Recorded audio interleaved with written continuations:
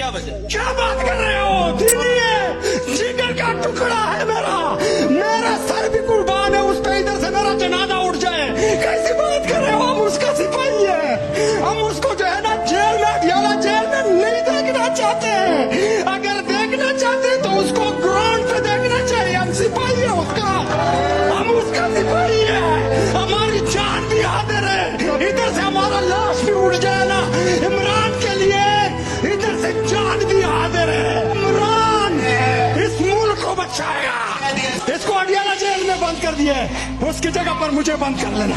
अली इमरान खान उसका माल नहीं है, बाप नहीं है, भाई नहीं है, कुंभ के लिए लड़ रहा, कुंभ के लिए लड़ रहा, कुंभ के लिए जेल काट रहा।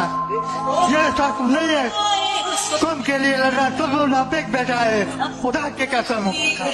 मुझे बाप नहीं है, आप रोने लग गए। हमारा दिल रोता है।